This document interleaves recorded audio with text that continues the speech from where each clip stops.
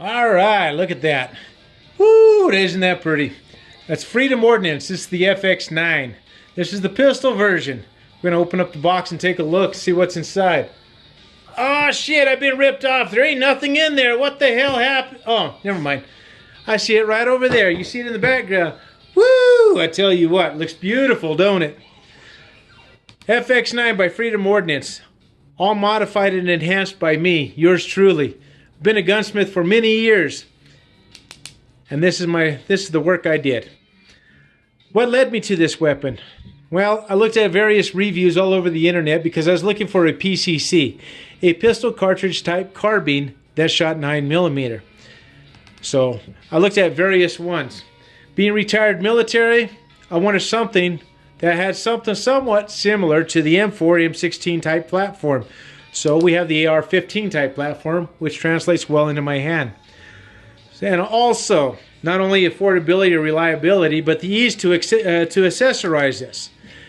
Not a problem with many of your ARs. You can find all kinds of things all over the internet and in your local stores to accessorize that FX9 with no problem. Also, a big plus was, since I have a buttload of Glock magazines, a lot of these fun sticks, quite a few drums, all in 9mm, that was just something that I could easily add on to this with no problem. All right. First thing that I saw when I opened up the box, I saw this nice, beautiful black weapon with a shiny bolt on one side, and when I pulled it out and looked at the other side, there was a shiny bolt catch on the other side, or bolt catch release, whatever you want to call it. I was like, well, that's kind of cool. A little bit weird, but kind of cool.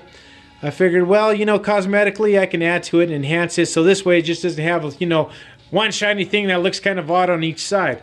So from the castle nut, titanium castle nut, all the way to the stainless steel compensator and everything in between, it kind of offsets just the shiny thing that was once there by itself. Okay? So let's go over those shiny things.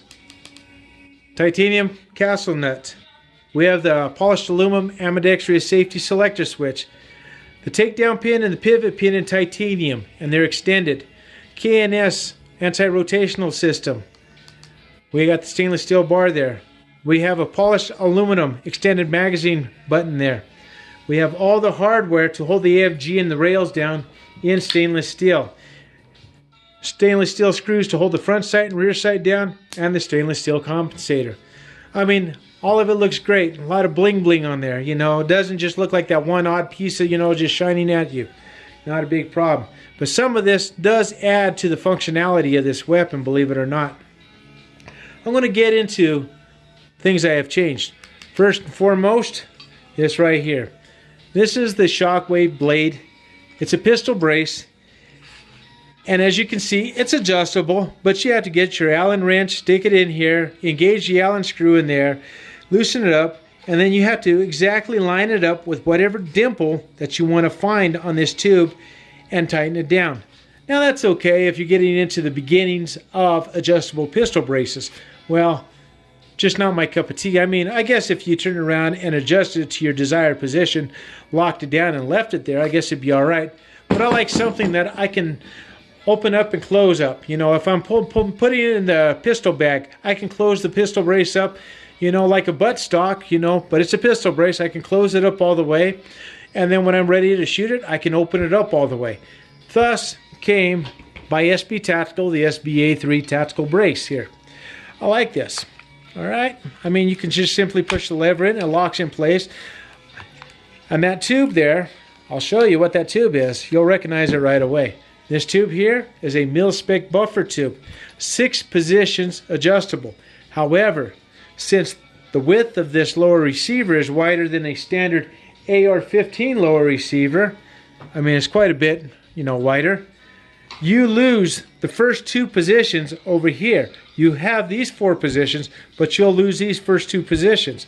However, when I was measuring from hole to hole to hole to hole to hole, I found that if I took my metal cutting bit and my Dremel, oblong this hole a little bit, I would have a 5th locking position for my pistol brace. So here we go. Here, well, let's get that on there. I'll show you. There's 1, 2, 3. Well, let's go all the way back. 1, 2, 3, 4, and all the way closed is your 5th locking position. All right. Sorry I had to do that twice. That was one of the things they had to go. So we went with the SBA3. Another thing that went was the A2 mil-spec pistol grip. Fine and dandy. It's all right. I didn't really care for it. Preferably, I like the Magpul MOE type pistol grip. And believe it or not, that is a Magpul MOE. I know this is what a Magpul MOE looks like. You have this little bit of a tail flip, and that tail flip rides with the contour in this curvature on a regular AR-15 lower receiver. However, if you match this receiver up and that receiver up, you'll see there's a big difference in the size.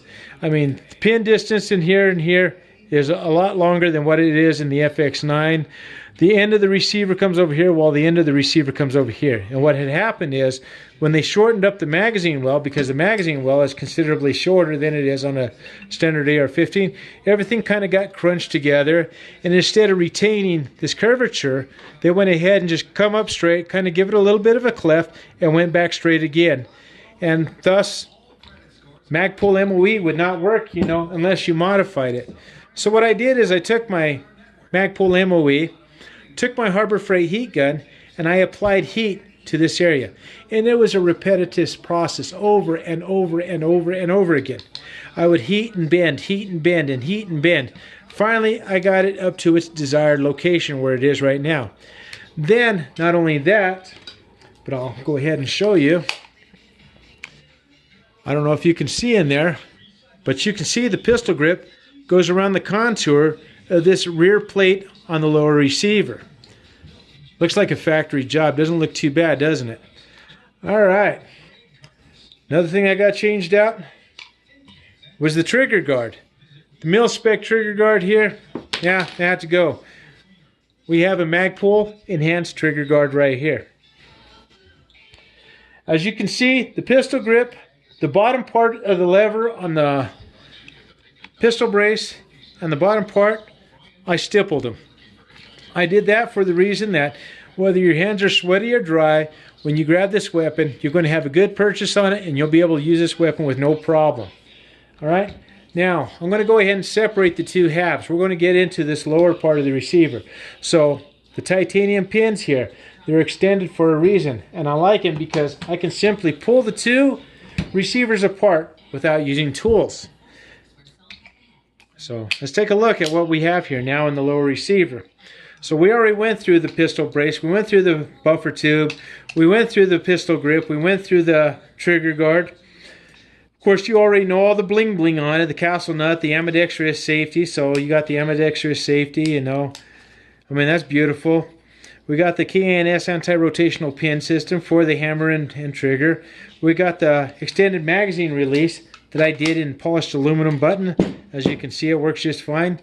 And we have the titanium takedown and pivot pin. Alright? But another thing that I did to this is the trigger on this, the original trigger on this, and this is the whole trigger group with a selector switch. The trigger on that had a 7 to 9 pound trigger pull. It's kind of hard. You start squeezing on the trigger, it had this long creep before the hammer finally fell. Sometimes that would take you off your target. I didn't really care for it. So what I opted for is I looked at CMC. And they have the CMC triggers for the AR style weapons in a 9mm. This trigger system only has a 3.5 pound trigger pull. I mean, it is sweet. I can't sit there and complain anything about it. Reviews are awesome, so check out the reviews. Another thing that I changed in this lower receiver was the buffer. Here's the original buffer. Here's an aftermarket buffer. And if I lay them side by side, you'll see a considerable difference in size. Alright? This one, the standard buffer, weighed in at 3.01 ounces. This buffer that I did weighs in at 6.2 ounces. And what I mean by what I did to this buffer is that when I first got this buffer, it was about 1/4 of an inch longer than it is now in its present form. I put that bad boy in, I put the two receivers together, and I had to pull back on that charging handle real hard just to engage the bolt lock. So there was not any type distance between when the bolt and the buffer were fully into the buffer tube in their open position, as opposed to, you know, when that bolt came close, you know, into the bolt catch. There was no distance at all. So I had to take that buffer, I put it on my metal lathe, and I shaved off just about 1/4 of an inch on there. So it only gives me about 1/4 of an inch distance. And why did I go for 1/4 of an inch? Well, go check out so many of the forums that you'll find on AR 9mm. You'll find that a lot of people with regular buffers on their AR 9mm were breaking bolt catches. Either they were breaking them, they were bending them, or they were cracking them. But there was some type of malfunction going on. So I didn't want that going on with my FX9. I haven't heard of it happening in the FX9. However, I just want to eliminate that probability of it happening. And what happens is that this buffer and the bolt will go so far back, you know, if you're using a standard bolt like this in a 9mm AR, you'll get a good distance to when the bolt finally goes all the way back into the receiver or the receiver tube, and then that tension in the spring will push it all forward again, slamming into that bolt catch. So with 1/4 of an inch, I don't have as much slam with that buffer as I would with this buffer. So that's why I eliminated that buffer. Okay? We saw the lower end of the receiver here. Let's take a look at the upper part. There's the upper part. Compensator replaced the regular flash hider that was on this. Of course, the pivot pin and all that. And let's toss all that aside. We don't need any of that. The FG was added. Rubberized ladder protectors for the rails were all added too. I mean, you get a good grip. Not only get a good grip, but it protects your rails. Put polymer rails on either side. This way, if I wanted to add a flashlight or a laser, easy to do with this. Not a problem. Okay, I got all kinds of lasers and flashlights that'll fit on this. Another thing, when I bought this weapon, it didn't come with any sights. So I looked at sights for under a budget of $50 that were supposed to have good review. I found these. These are the UTG low profile flip up sights. And I like them because they're made out of aluminum, aircraft grade aluminum, and steel. They lock in place real nice. And the only way to unlock them is to depress a plunger on the side to release and be able to lay them down. Those are a great set of backup sights. As for my primary sight, again, I looked at reviews for the red dot. This is a Vortex Crossfire. I checked out all kinds of reviews. I looked at YouTube, and on one YouTube video, this guy was actually, he soaked that in water. He threw it up in the air and let it fall to the ground. He beat it up with a water bottle. I mean, he did all kinds of shit to it, and the sight still functioned. So if it was good enough for all that beating and whatnot and took all that and was still functioning, it's good enough for my FX9. Let's take a look at the bolt. Nothing was changed to the bolt, okay? The bolt weight is still the same, 12.2 ounces. The only thing that I did to this was the O-ring modification to the extractor. That's the only thing that I did. And that just ensures that I'm going to grab that round out of the chamber and throw it out there, you know, to eject it. That's the only reason. I mean, for a lot of you who shoot 9mm know that O-ring trick. The other enhancement is right here. This is an enhanced charging handle by Freedom Arms. Or Freedom Ordnance. Not Freedom Arms, Freedom Ordnance. The only thing is, it didn't come with this tactical looking latch. It only came with a short latch like this, but the width of this is a little wider than the standard charging handle that originally came with this.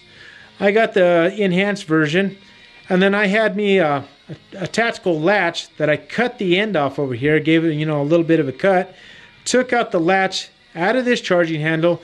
I put those two pieces together on the concrete and I welded them together. I shaped them and I coated them. And this is what we have today. So this is part their version. This is part my version. Really good. Let's go ahead and put it all back together. You know, I want to thank you for looking through my YouTube video here, taking the time out. I know it's a little bit lengthy. I mean, we're already over 14.5 minutes. I should have told you, you know, I should have warned you, hey, put this video on pause, get yourself something to drink and a snack, and get cozy in a chair because it's going to be a long video. Well, anyway, I do appreciate you looking at all the enhancements I made to my FX9. I looked at YouTube, seen so many people doing accessories to theirs and enhancing theirs. Well, I thought I'd do no different and share my version of it. So I want to thank you. God bless you. God bless America. God bless President Trump for all that he's doing for us. And God bless our Second Amendment.